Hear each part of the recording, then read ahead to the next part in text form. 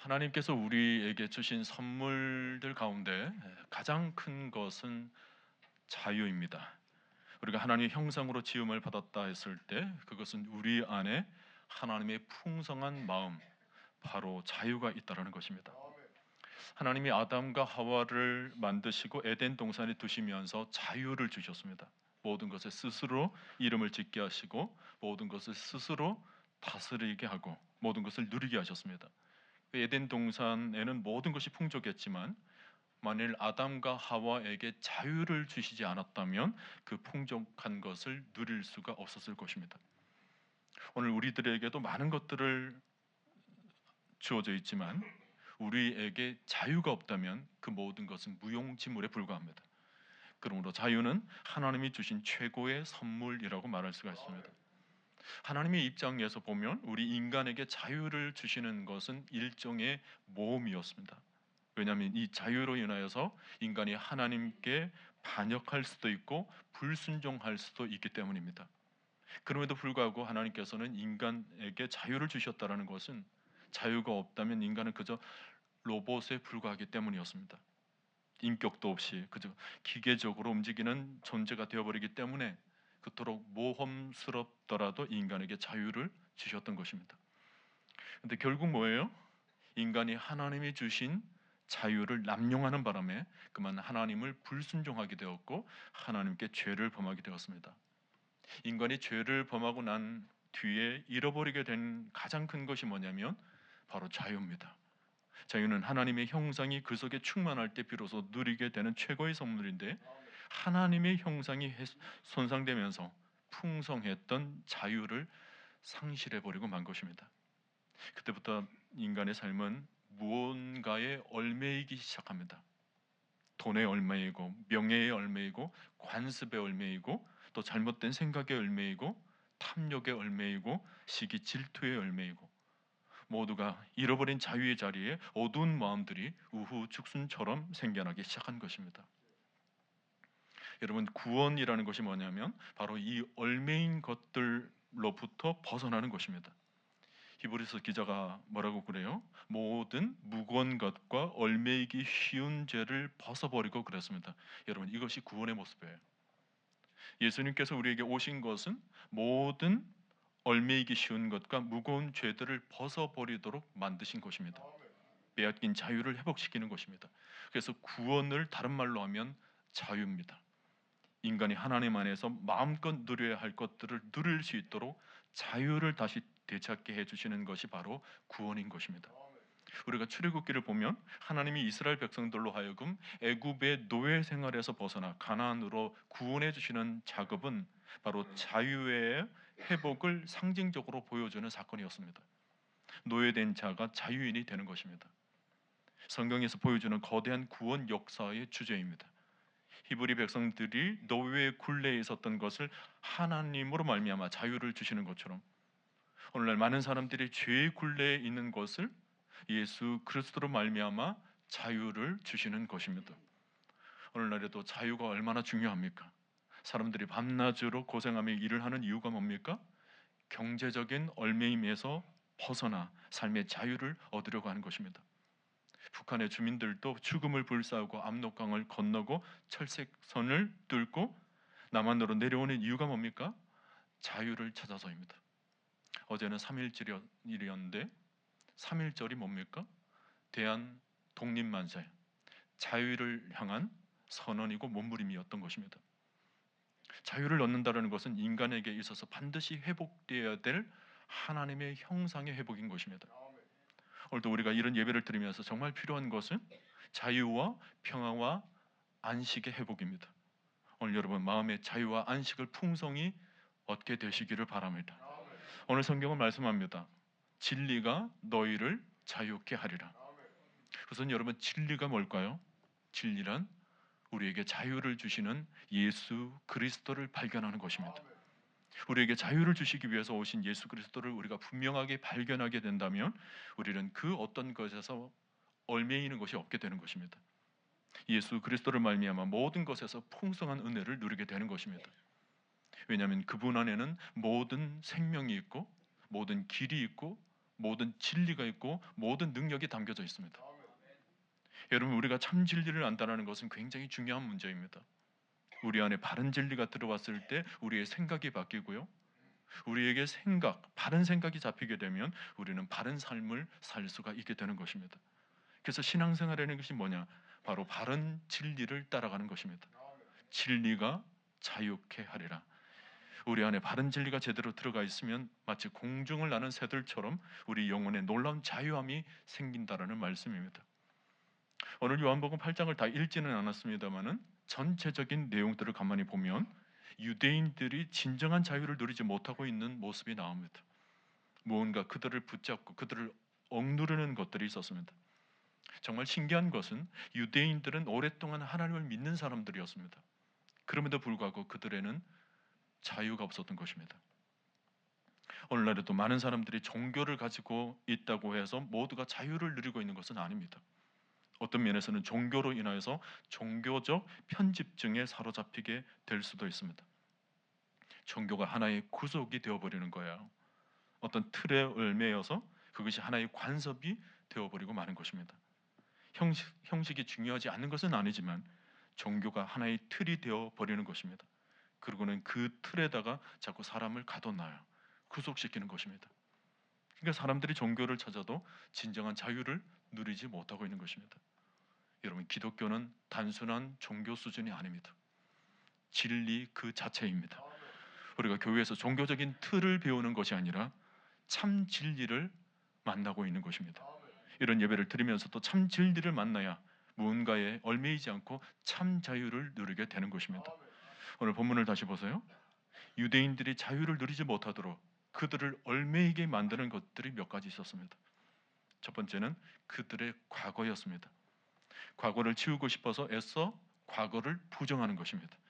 예수님께서 진리를 알아라. 그러면 진리가 너희를 자유케 하리라. 이렇게 말씀하셨는데 그 말에 마치 예수님이 자신들의 잘못된 과거를 들추어내고 있다고 생각해 버립니다. 그래서 비유가 상했어요. 종이라고? 우리가 아브라함의 자손이라 남의 종이 된 적이 없고 노예가 된 적도 없는데 우리에게 어찌 자유를 얻어야 한다고 얘기를 하느냐 대들었습니다. 정말 그럴까요? 유대인들은 종의 역사를 가지고 있었습니다. 애굽에 끌려가서 430년 동안 노예로 종살이를 했고 또 사사기 같은 것을 보면 주변의 블레셋이나 다른 나라들에게 끌려갔던 적이 한두 번이 아닙니다. 또 바벨론으로 끌려가서 70년 동안 포로 생활을 했습니다. 그뿐만이 아닙니다. 지금 예수님과 이런 대화를 하는 중에도 로마의 식민 상태에 놓여져 있었던 것입니다. 그러니 유대인들에게 있어서 이런 과거들은 늘 숨기고 싶고 부정하고 싶은 마음의 속박이 되었던 것입니다. 여러분, 사람들이 왜 과거를 부정하려고 할까요? 그것은 과거를 부정해야 진정한 자유를 누릴 수 있다고 생각하는 것입니다. 나의 잘못된 과거가 모조리 사라져야 진정한 자유를 누릴 수 있다고 생각하는 것입니다. 그래서 아예 그 흔적조차 깨끗이 지우고 싶어 합니다. 일본을 보세요. 과거사를 그토록 부정하고 있습니다. 그 과거를 부정해야 자국의 자존심을 지키는 길이라고 생각하는 것입니다. 근데 그 얼굴은 어때요? 자유함이 없습니다. 오히려 부정하면 부정할수록 그들의 얼굴은 굳어가는 것입니다. 여러분, 과거를 지울 수 있는 방법은 애써 숨기거나 부정하거나 기억에서 잊어버린다고 해서 해결되는 것이 아닙니다. 과거의 기억보다 더 큰 것을 만나야 되는 것입니다. 상처보다 아픔보다 더 큰 진리를 만나야 하는 것입니다. 한 컵의 먹물은 바다에 들어가게 되면 어느 순간 희석해 버립니다. 마찬가지로 우리의 아픈 과거, 아픈 상처들, 아픈 기억들이 커다란 진리의 세계를 만나게 될 때 지금까지 모든 것들이 마치 아무것도 아닌 것처럼 여겨지게 되는 것입니다. 그 커다란 진리의 세계가 바로 예수 그리스도십니다. 여러분, 오늘 우리도 믿음 안에서 진정한 자유를 누리려면 광활하시고 무한하시고 충만하신 예수 그리스도를 만나야 하는 것입니다. 그 예수님이 과거의 모든 아픔들, 상처들을 다 안아주시고 치유해 주시고 위로해 주시고 또 한편에서는 용서할 것들은 용서해 주시고 덮어주실 때 우리에게는 말할 수 없는 놀라운 자유를 얻을 수가 있게 되는 것입니다. 오늘 여러분, 예수님 안에서 자유를 얻으시게 되시기를 바랍니다. 또 하나 유대인들을 얽매이게 한 것은 바로 자기 자신들이었습니다. 자기 생각, 자기 판단에 사로잡혀 있는 것입니다.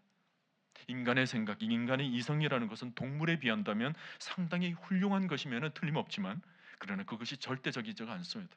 완전하지가 않습니다. 그럼에도 불구하고 인간은 자기 생각이 마치 완전한 것처럼 믿고 살아갑니다. 이것도 죄의 결과예요. 오염된 판단력이 그렇게 이성을 강하게 신뢰하도록 우리를 억압하는 것입니다. 오늘 유대인들이 예수님이 아브라함을 보았다라는 말을 받아들이지는 못합니다. 예수님께서 아브라함이 나기 전부터 내가 있느니라 이렇게 말씀하셨거든요. 상식적으로 생각을 해도 지금 동시대에 같이 살아가고 있는, 그래서 지금 바로 앞에 서 있는 예수님이 그 옛날 아브라함보다 먼저 났다, 이 말이 도저히 이해가 되지를 않는 것입니다. 그래서 막 화를 내면서 돌로 예수님을 치려고 했습니다. 우리 중에도 아마 그런 분이 계실 겁니다. 성경을 자기의 이성대로만 판단하시는 분들. 그래서 내가 이해할 수 있는 범위 안에서는 참 좋은 말씀이라고 생각을 하지만 내 이성으로 이해할 수 없다고 생각하는 소위 비합리적인 것들은 자꾸 밀어내시는 분들 아마 있을 거예요. 근데 우리가 이것을 잘 알아야 합니다.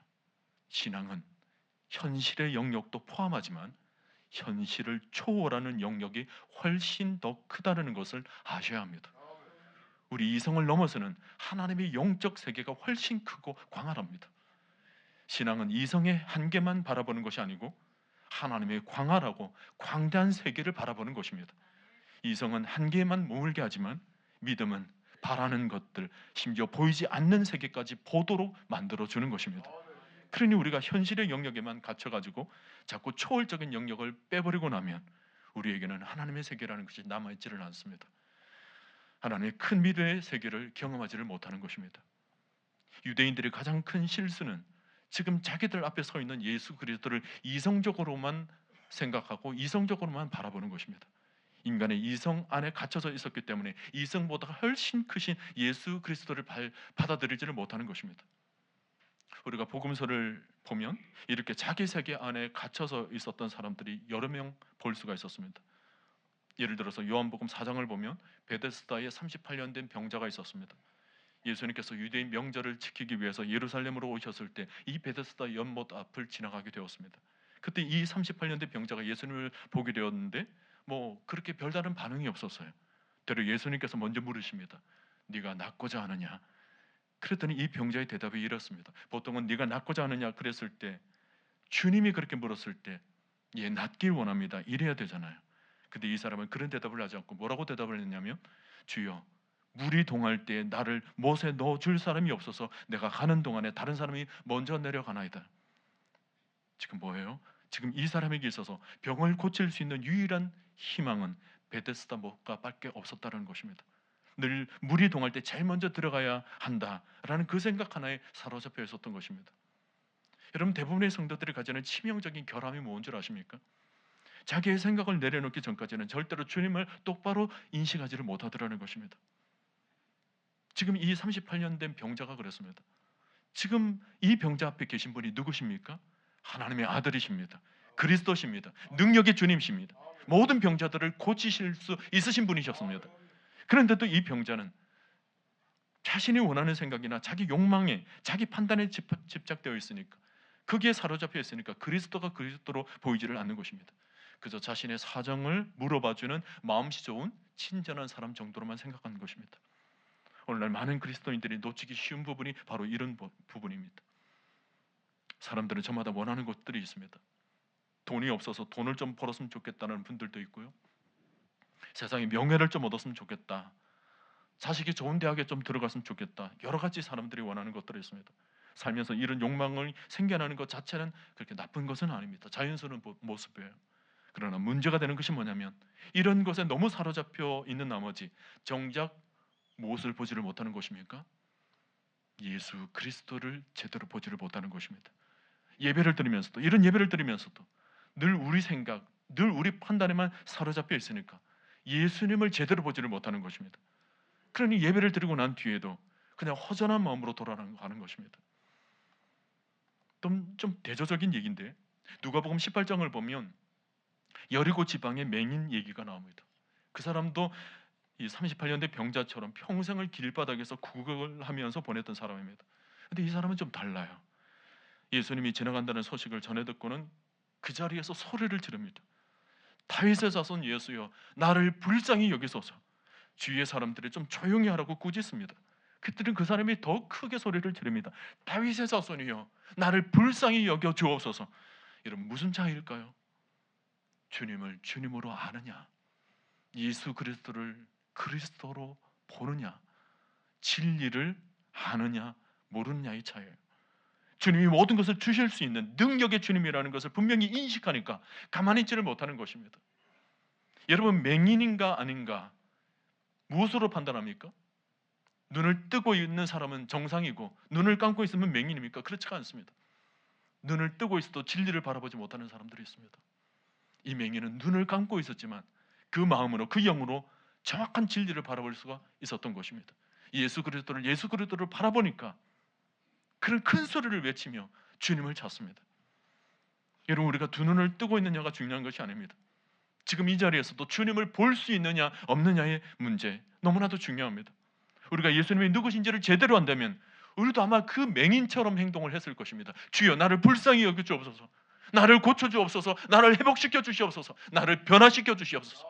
예배를 드려도 그냥 드릴 수가 없습니다. 주님을 간절히 사모하고 주님 만나기를 원하고 찬송 하나를 드려도 주님이 보이니까, 주님이 그리스도시고 살아계신 하나님이시고 우리와 함께 하시는 영으로 보이니까 찬송을 드려도 그냥 드릴 수가 없습니다. 기도를 드려도, 말씀을 드려도 그냥 드릴 수가 없어요. 살아계신 하나님과 영으로 소통하며 교통하며 이런 예배를 드리게 되는 것입니다. 여러분, 우리 예수님이 누구십니까? 하나님과 영원 전부터 함께 하셨던 삼위일체 성자 하나님이십니다. 그분은 우리 이성 안에, 우리의 생각 안에 갇혀 계신 분이 아니세요. 오히려 이성 밖에서 우리에게 빛을 비춰주고 계신 분이십니다. 그래서 12절로 올라가서 보시면 뭐라고 말씀합니까? 나는 세상의 빛이니 나를 따르는 자는 어둠에 다니지 아니하고 생명의 빛을 얻으리라. 여러분, 우리가 구약시대에 태어났다면 우리가 하나님의 영광을 바라고 그분의 빛을 얻는다는 것은 상상도 못할 일입니다. 구약시대에는 큰 딜레마가 있었어요. 그래서 하나님의 영광을 직접적으로 바라보지를 못한다는 것입니다. 유일하게 하나님의 영광을 바라볼 수 있었던 사람은 모세 한 사람뿐이었습니다. 모세가 하나님의 영광을 바라보게 되자 그에게는 하나님의 광채로 얼굴에 빛이 나기 시작합니다. 이스라엘 백성들은 광채로 빛나는 모세의 얼굴을 보고서 하나님의 놀라운 임재를 간접적으로 느낄 수 있었고, 또 그가 가지고 내려온 돌판이 하나님의 율법을 깨달아서 그 언약을 지키기 위해서 힘을 다했습니다. 그런데 문제는 모세의 얼굴의 광채가 날이 갈수록 희미해졌다는 것입니다. 광채가 계속 유지되어야 그 영적 권위가 지속될 텐데 얼굴의 광채가 희미해지니까 그는 편법을 써서 이스라엘에게 그 영적 권위를 유지하려고 했습니다. 바로 자신의 얼굴의 광채가 희미해지는 것을 이스라엘 백성들에게 보이지 않으려고 얼굴에 수건을 덮었던 것입니다. 그 내용이 고린도후서 3장 13절에 나와 있습니다. 여러분 볼까요? 모세가 이스라엘 자손들에게 장차 없어질 것의 결국을 주목하지 못하게 하려고, 이것은 자기 얼굴에 점점 광채가 사라지는 것을 좀 숨기려고 그 말입니다. 수건을 그 얼굴에 쓴 것 같이, 그랬죠? 그것처럼 구약 시대에는 하나님의 빛을 바라보는 일은 굉장히 어려운 일이었고, 심지어 모세조차도 얼굴의 빛을 얻기는 얻었지만 그것을 유지하는 것이 너무나도 힘이 들었던 것입니다. 제한된 일이었죠. 근데 여러분, 신약 시대는 다릅니다. 그 다음 말씀 고린도후서 3장 15절 16절을 보면 오늘까지 모세의 글을 읽을 때 그 수건이 그 마음을 덮어뒀다 그랬습니다. 이것은 과거의 일이에요. 그러나 이유를 보십시오. 그러나 언제든지 주께로 돌아가면 그 수건이 벗겨지리라 그랬습니다. 이 말이 무엇입니까? 예수 그리스도가 이 땅에 오심으로 그를 믿는 모든 그리스도인들에게 얼굴에 광채의 빛이 나도록 빛을 비춰주시기 때문에 굳이 광채가 희미해지는 것 염려스러워서 수건을 덮을 필요가 없다는 것입니다. 수건을 헐헐 벗어버리고 그리스도의 광채의 빛을 얻으라는 것입니다. 가려웠던 수건을 벗겨버리고 가득 그리스도의 빛을 가득 영혼 가운데 채우라는 것입니다. 그리스도를 통해서 하나님의 거룩함을 직접적으로 우리는 바라보게 되고, 그리스도를 통해서 더 가까이 하나님을 만날 수 있게 되었고, 그리스도를 통해서 신령과 진정으로 예배를 드릴 수 있게 된 것입니다. 이게 여러분 신약시대의 놀라운 특권이에요. 오늘 여러분 이런 예배를 통해서도 그리스도를 통해서 여러분 마음의 광채를 얻을 수 있기를 축원합니다. 사도 바울은 빌립보서 3장 18절에 모든 것을 잃어버리고 배설물로 여긴다 그랬습니다. 왜 그렇습니까? 내 주 그리스도 예수를 발견하는 것이 가장 고상하기 때문에 내가 그를 위해서 모든 것을 잃어버리고 배설물로 여기면 그리스도를 얻고 그랬습니다. 사도 바울은 예수에 대해서 명확한 진리를 가지고 있었어요. 예수님 안에 얼마나 모든 것이 풍족하게 담겨 있는지를 그가 직접적으로 너무나도 선명하게 발견하고는 그가 가지고 있었던 모든 것들이 마치 배설물처럼 여겨지는 것입니다. 아무것도 아닌 것처럼 느껴지는 거예요. 그 풍성함을 기록한 책이 골로새서에 나와 있습니다. 골로새서 1장 15절 이하에 보면 예수 그리스도를 발견하고 난 뒤에 그분이 얼마나 고상한 분인지를 그는 이렇게 써내려갑니다. 그는 보이지 아니하는 하나님의 형상이시요 모든 피조물보다 먼저 나신 이시니 만물이 그에게서 창조되되 하늘과 땅에서는 보이는 것들과 보이지 않는 것들과 혹은 왕권들이나 주권들이나 통치자들이나 권세들이나 만물이 다 그로 말미암고 그를 위하여 창조되었고 또한 그가 만물보다 먼저 계시고 만물이 그 안에 함께 섰느니라. 그는 몸인 교회의 머리시라. 그가 근본이시요 죽은 자들 가운데서 먼저 나신 이시니 이는 친히 만물의 으뜸이 되려 하시며 아버지께서는 모든 충만으로 예수 안에 거하게 하시고 그의 십자가의 피로 화평을 이루사 만물 곧 땅에 있는 것들이나 하늘에 있는 것들이 다 그로 말미암아 자기와 화목하게 되기를 기뻐하심이라. 사도 바울은 예수 그리스도를 발견하고는 그분이 얼마나 충만하신 분이신지 얼마나 위대하신 분이신지 이 글을 써내려가면서 여러분 사도 바울의 마음이 느껴지십니까? 아마 감격했을 것입니다. 써내려가면서 그분의 충만함 때문에 써내려가는 내내 그 감격의 눈물을 흘리며 환호하며 전율을 느끼며 이런 편지를 지금 써내려가고 있는 것입니다. 여러분 예수의 큰 세계 앞에는 모든 것이 초라하게 되어버리는 것입니다. 예수님이 무한하시고 광대하시고 그 앞에서 우리 자신이 너무나도 미미하다는 것을 깨달으면서 바울은 이 예수 안에서 오는 특별한 자유가 무엇인지를 깨닫게 된 거예요. 이 세상에서 그 어떤 것들도 얽매일 수 없는 완벽한 하나님의 형상의 회복, 자유를 그는 누릴 수가 있었던 것입니다. 그러니 세상에 얽매이는 것입니다. 모든 것이 다 배설물이다. 여러분 사람들이 왜 삶 속에서 자유를 누리지 못할까요? 돈이 없기 때문입니까? 권세가 없기 때문입니까? 그렇지 않습니다. 참 진리 되시고 참 자유 되신 예수 그리스도를 제대로 만나지 못했기 때문입니다. 아담이 무화과 나무에 숨은 것처럼 그 억압된 삶, 구속된 삶을 왜 사람들이 계속 갇혀서 살아갈까요? 우리를 위해 이 땅에 오신 예수 그리스도, 모든 것에 풍성하시고 충만하신 모든 보화가 감춰져 있는 이 예수 그리스도를 아직 제대로 만나지 못했기 때문에 오늘 이 자리에 있는 여러분 모두는 예수 그리스도를 제대로 발견하시고 제대로 믿고 여러분 마음 가운데 예수 그리스도의 빛을 가득 충만히 채우시는 은혜가 있게 되기를 축원합니다. 오늘 본문은 말씀합니다. 진리를 알지니 진리가 너희를 자유롭게 하리라. 여기서 진리를 알지니, 이 알지니라는 동사가 굉장히 중요합니다. 이 동사는 히브리어로 야다라는 단어예요. 헬라어로는 기노스코라는 단어를 씁니다. 이 단어는 좀 독특하죠. 창세기 4장 1절에 보면 이런 말씀이 있습니다. 아담이 그의 아내 하와와 동침함에 하와와 임신하여 가인을 낳고 할 때 여기 나오는 동침하다가 야다라는 단어 같은 어근으로 사용합니다. 그러니까 부부관계예요. 아주 친밀한 부부관계를 얘기하는 거죠. 어떤 단순한 아는 수준의 관계가 아닙니다. 모든 것을 나누며 모든 것을 함께하며 전인격적으로 함께하는 그런 단어가 바로 진리를 알지니라는 이 단어를 쓰고 있는 것입니다. 예를 들어서 저하고 삼성의 이재용 회장하고 어떤 관계입니까? 저는 이재용 회장을 알지만 이재용 회장은 저를 알지를 못합니다. 그리고 제가 이재용 회장을 아는 수준도 그냥 뉴스에서 보는 수준이지 그의 깊이 있는 내용은 알지를 못합니다.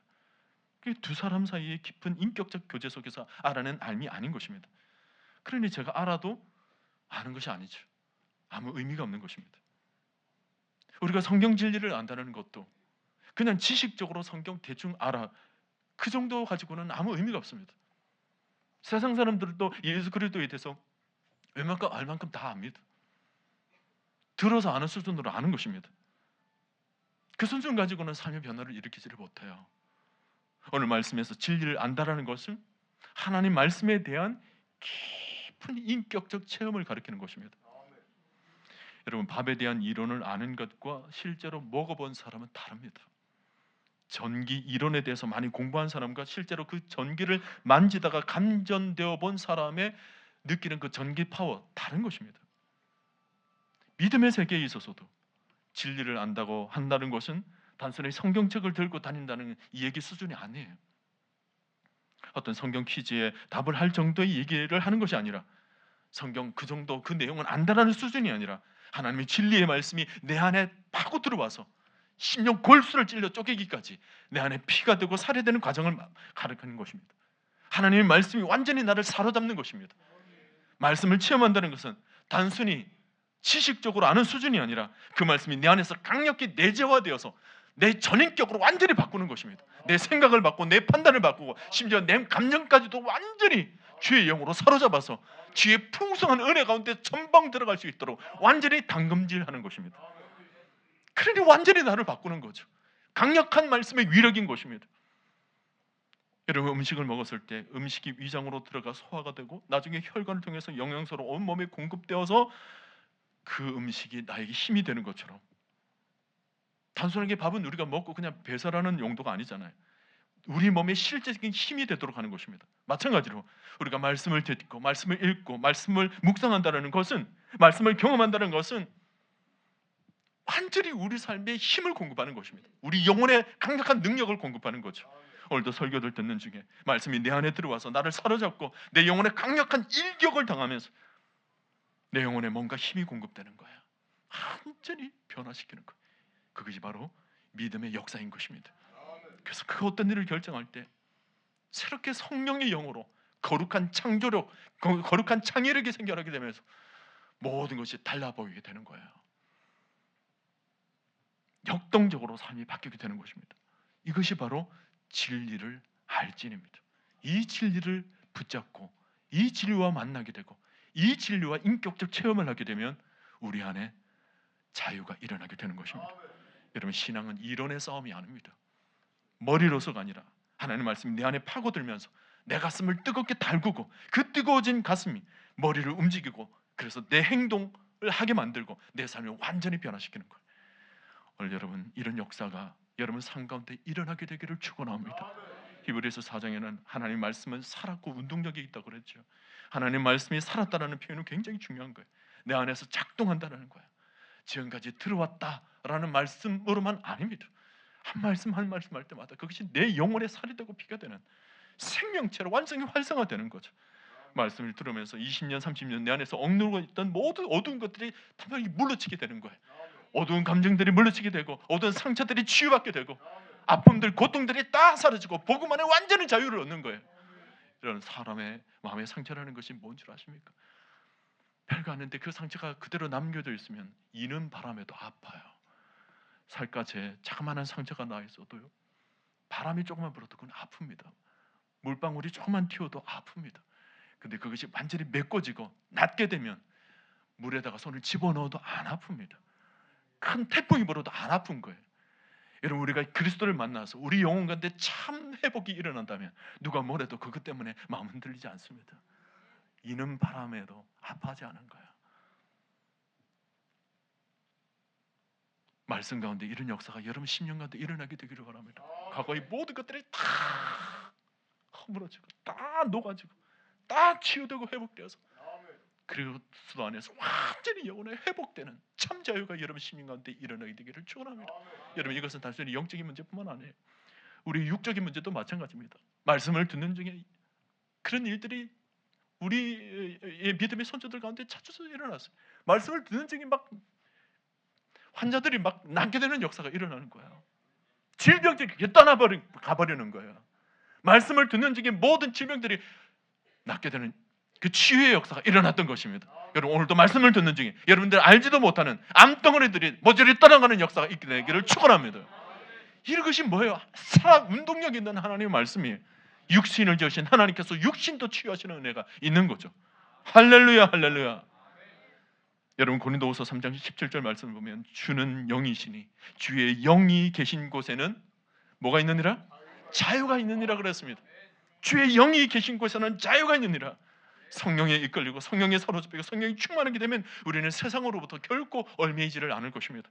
죄로부터의 자유함, 모든 억눌림부터의 자유함, 성령으로 말미암아 우리가 누리게 되는 것입니다. 그동안 묶였던 것들이 순식간에 다 풀리게 되는 거예요.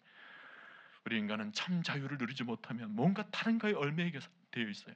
오늘날 돈에 사로잡혀 있는 사람들이 얼마나 많습니까? 모두가 돈 하다가 그냥 돌아버리는 거예요. 이게 뭐냐면 돈의 노예가 되어버리는 것입니다. 사람이 돈을 다스려야 되는데 가만히 보면 돈이 사람을 다스리고 있는 것입니다. 돈이 이끄는 대로 그냥 끌려가는 거예요. 어떤 사람들은 명예욕, 권력욕에 사로잡혀가지고 사람을 만나도 그냥 자기의 욕망으로 만나는 것입니다. 그렇게 사는 게 이게 정신을 못 차리는 거예요. 뭐 도박에 빠져 있는 사람, 어떤 분들은 각종 취미에 빠져서 거기에 목숨을 거는 겁니다. 별이 별난번 다 있습니다. 근데 인생에 딱 거기서 거기 얽매여져 있는 거예요. 그러다가 그게 제대로 안 되면 재산 다 날리고, 그러다가 술에 빠지고 마약에 빠지고. 여러분, 하나님의 거룩한 영은 우리를 자유케 하는 것입니다. 하나님께서 우리를 처음 지으셨을 때 그 하나님의 형상은 자유였습니다. 자유의 회복의 구원은 우리가 하나님의 영으로 충만하는 순간 그 어떤 것도 우리를 얽매이게 할 수가 없습니다. 말씀이 우리 안에 들으면서 성령이 우리 안에서 역사하시는 거죠. 상한 마음 치유하고 모조리 아픈 과거들을 청산하게 만들고, 어떤 분들은 위로해 주시고 어떤 분들은 회개케 하시고, 그래서 우리 안에 있는 모든 부분에 완벽한 회복이 일어나는 거예요. 그러나 이제 이 세상 모든 것들로부터 진리 안에서 자유를 얻을 수 있도록, 자유를 누릴 수 있도록 하는 것이 우리 하나님의 마음인 것입니다. 옛날에 보면 자유에 대한 노래들이 참 많았어요. 복음성가 중에서도 나 자유 얻었네, 너 자유 얻었네, 우리 자유 얻었네, 옛날에 참 많이 불렀어요. 옛날에 제가 불렀던 노래 중에 참 좋아했던 노래, 아마 여러분도 아마 아실 거예요. 오 자유, 오 자유, 나는 자유하리라. 비록 얽매였으나 나는 이제 돌아가리. 자유 주시는 내 주님께. 여러분, 이게 흑인 연가예요. 흑인들이 노래를 부르는 겁니다. 실제로 제가 미국의 뉴욕에 있을 때 그 할렘과 옆에 가까이 있는 그 교회에 잠깐 제가 나갔던 적이 있는데, 거기 흑인들이 많이 모여져 있는 거예요. 근데 그 흑인들이 이 노래를 부른 것을 제가 직접 들었습니다. 그 흑인들이 노래를 부르는데 그냥 부르는 게 아니에요. 그냥 막 춤추면서 막 이 노래를 부르는 거예요. 제가 지금 보여드릴 수는 없고 막 춤을 추면서 이 노래를 자유하면서 부르는데, 제가 덩달아 가지고 마음에 황홀한 은혜가 임하는 거예요. 여러분, 뉴욕에 가면 자유의 여신상이 있습니다. 여러분 보신 분이 있으십니까? 저는 뉴욕에 가서 자유의 여신상을 제가 처음 봤을 때 정말 자유의 여신상을 봤는데 그야말로 자유가 제 마음 가운데 푹 던져지는 것 같은 그런 느낌을 받았어요. 그 프랑스가 선물한 거거든요, 미국한테.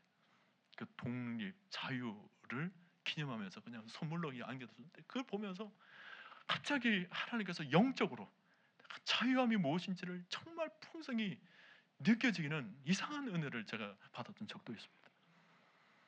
오늘 여러분도 뭔가에 얽매여져 계신 분들이 있습니까? 믿음 안에서, 하나님 안에서, 주의 말씀 안에서, 진리 안에서 자유를 얻게 되시기를 바랍니다. 우리가 예수 안에 있을 때 그 어떤 것도 우리를 억누르게 만들 수가 없습니다.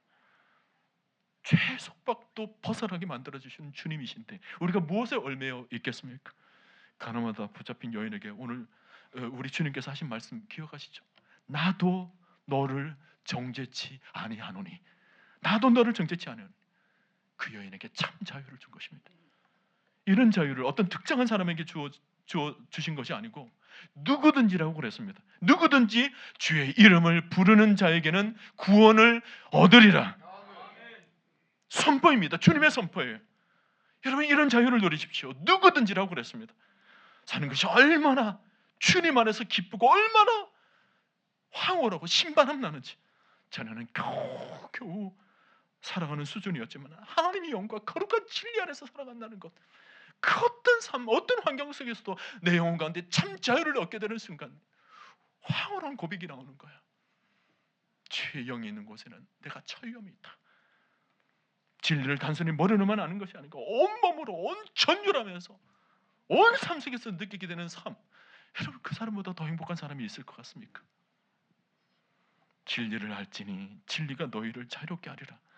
오늘 이 말씀처럼 하나님의 말씀, 이 복음이 우리를 완전히 전격적으로 힘하고 때 우리에게 놀라운 활력이 느껴지고 진리가 우리 삶 속에서 체험될 때마다 내 삶 속에서 그 어떤 구속이나 그 어떤 두려움이나 그 어떤 속박이 없는 내 영혼의 참 자유를 누리며 모든 삶, 그분께서 안겨다 주시는 놀라운 은혜를 더 풍성하게, 더 충만하게 받아 누리시는 여러분 모두가 될 수 있기를 주님의 이름으로 간절히 축원드립니다.